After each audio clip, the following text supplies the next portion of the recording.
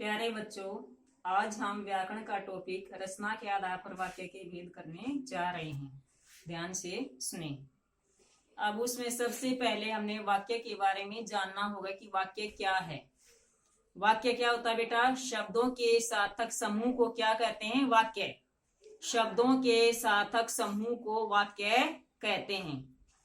वाक्य जैसे राम विद्यालय जाता है, राम विद्यालय जाता है। राम शब्द है, विद्यालय और जाता, 3 शब्द हो गए। ये मिलकर क्या बनाया गया? एक वाक्य।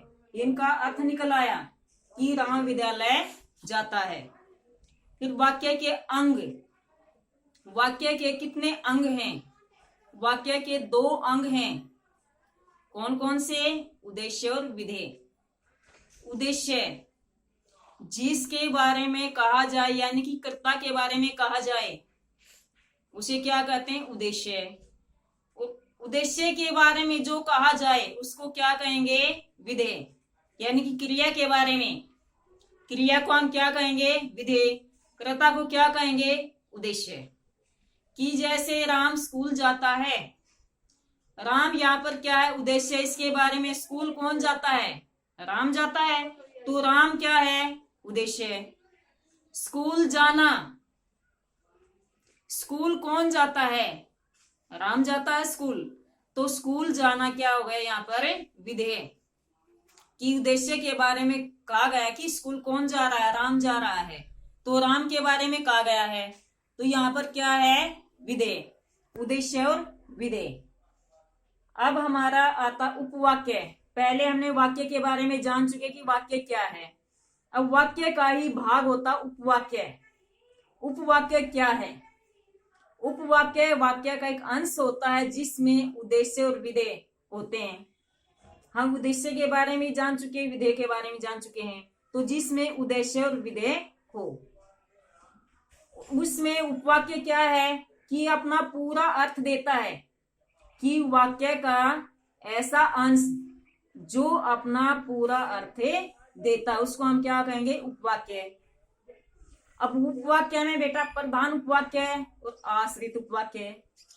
प्रधान उपवाक्य क्या होता है? वाक्य के अंदर जिसका पूर्ण अर्थ हो, पूर्ण अर्थ हो, यानी कि मुख्य उपवाक्य।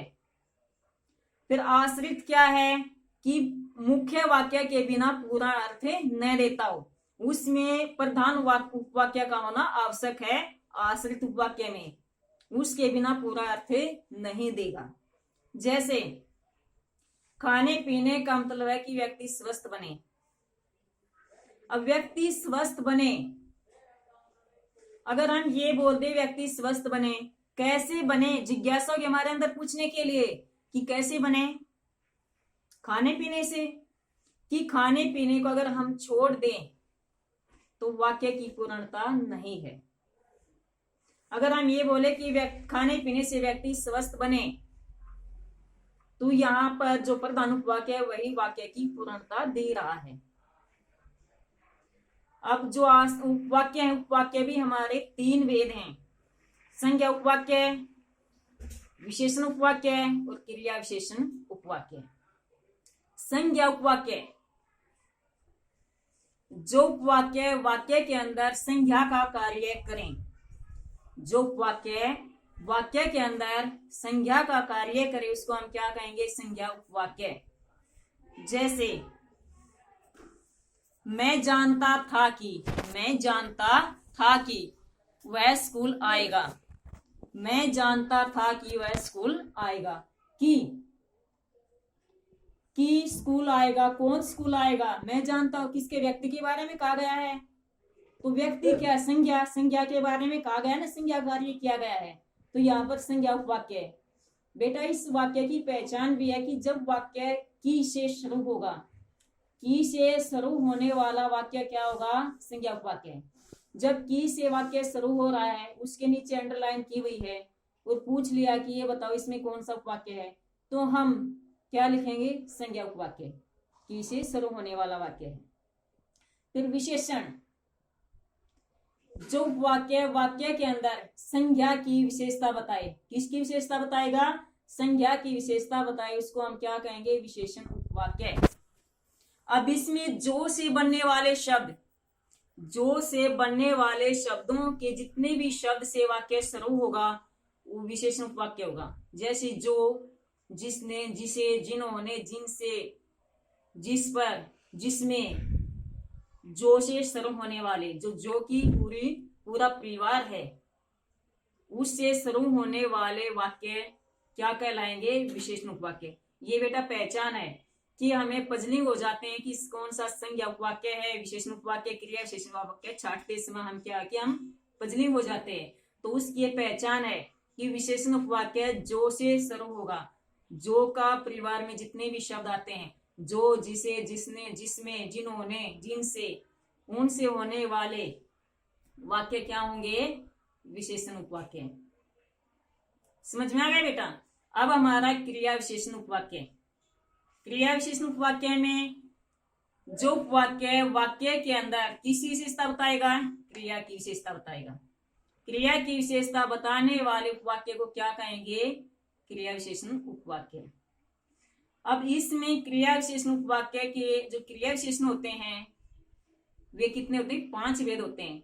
जैसे स्थानवाचक, अगर इसमें स्थान के बारे में कहा गया है, समय के बारे में, रीति के बारे में, परिमाण के बारे में, तो इनसे शुरू होने वाले जैसे जब, जितना, उतना, जो, सो यानी कि संबंध बताया गया है। समय क्या सूचक हो? समय के बारे में। परिमाण जैसे जितना, उतना, इनसे शब्दों से जो वाक्य शुरू होगा और नीचे अंडरलाइन की हुई होगी तो हम क्या कहेंगे? क्रिया विशेषण उपवाक्य है। जो समय सूचक होगा, स्थान सूचक होगा, नाप तोल का सूचक होगा, कारण सूचक होगा, विरोध प्रकट करता है, तो ये सभी किस में आएंगे? क्रिया विशेषण उपवाक्य में। कि जैसे किससे है? जैसे जब, जितना, उतना, क्योंकि, जो, सो, तो इनसे जो शब्दों से वाक्य शुरू होंगे उसको हम क्रिया विशेषण उपवाक्य कहेंगे। अब हम आते हैं रचना के आधार पर वाक्य के भेद। उनसे पहले हमें क्या जानना जरूरी था? उपवाक्य के बारे में जानना जरूरी था, क्योंकि इनके अंदर उपवाक्य शब्द आएगा, तो हमें सबसे पहले उपवाक्य के बारे में जानना था कि क्या है। अब रचना के आधार पर वाक्य के भेद। रचना के आधार पर वाक्य के 3 भेद हैं: सरल वाक्य, संयुक्त वाक्य और मिश्र वाक्य। सरल वाक्य, जिस वाक्य के अंदर उद्देश्य और विधेय हो, यानी कि कर्ता भी होगा और क्रिया भी होगी, उसको सरल वाक्य कहेंगे। जैसे मोहन बाजार से फल लाया, तो इसमें क्रिया भी है, कर्ता भी है, ये सरल वाक्य हो गया। संयुक्त वाक्य, संयुक्त वाक्य होता है कि वाक्य के अंदर 2 उपवाक्य होंगे, 2 उपवाक्य समुच्चय बोधक अव्यय योजक शब्दों के द्वारा जुड़े हुए होंगे। किसके द्वारा? योजक शब्द, जैसे और, परंतु, जो योजक शब्द होते हैं ना, उनके द्वारा जुड़े हुए होंगे। 2 या 2 से अधिक उपवाक्य योजक शब्दों के द्वारा जुड़े हुए हों, उनको हम क्या कहेंगे? संयुक्त वाक्य। जैसे मोहन बाजार गया और फल खरीद कर लाया। मोहन बाजार भी गया और फल खरीद कर लाया, ये संयुक्त वाक्य हो गया। फिर हमारा था मिश्र वाक्य। मिश्र वाक्य में भी 2 वाक्य होते हैं बेटा। मैंने पहले बता दिया, एक प्रधान उपवाक्य होता है, एक आश्रित उपवाक्य होता है। कि प्रधान उपवाक्य पर दूसरा वाक्य क्या होगा? आश्रित होगा, उसको हम क्या कहेंगे? मिश्र वाक्य। कि वाक्य के अंदर प्रधान उपवाक्य पर दूसरा वाक्य आश्रित हो, उसको हम क्या कहेंगे? मिश्र वाक्य। जैसे यदि तुम मेहनत करते तो सफल हो जाते। सफल कब होते? मेहनत करने पर। कि मेहनत करना क्या है? प्रधान उपवाक्य हो गया। मेहनत करने से क्या हो जाएंगे? सफल हो जाएंगे। तो मेन पॉइंट सफल है। सफल कैसे होंगे? मेहनत करने पर। अगर वाक्य लिख दे कि सफल हो जाएंगे, पूर्णता नहीं हुई। हम मेहनत करेंगे, पूर्णता हो जाएगी। मेहनत करेंगे, पूर्णता हो जाएगी वाक्य की। तो इसमें जब 2 उपवाक्य हैं, एक प्रधान उपवाक्य, दूसरा आश्रित उपवाक्य, उस वहां पर क्या होगा? मिश्र वाक्य। अब बेटा हमारा रीजन कारण क्या है कि हम जो आश्रित उपवाक्य आता है और मुख्य उपवाक्य यानी कि प्रधान उपवाक्य है, उनकी पहचान कैसे करेंगे? पहचान में दिक्कत होती है कि ये कौन सा प्रधान उपवाक्य है, कौन सा आश्रित उपवाक्य है। हम आश्रित उपवाक्य की पहचान कर लेंगे। जैसे आश्रित उपवाक्य में वाक्य जैसे जिसे, जिसने, जिन्होंने, इनसे शुरू होता है। ये शब्द या वाक्य के बीच में भी आ सकते हैं, पहले भी आ सकते हैं। इनसे जो आरंभ होंगे वे क्या होंगे, आश्रित उपवाक्य, क्योंकि पहला प्रधान उपवाक्य है उस पर आश्रित है ये। तो यहाँ पर हमें प्रधान उपवाक्य और आश्रित उपवाक्य की पहचान कर सकते हैं। धन्यवाद।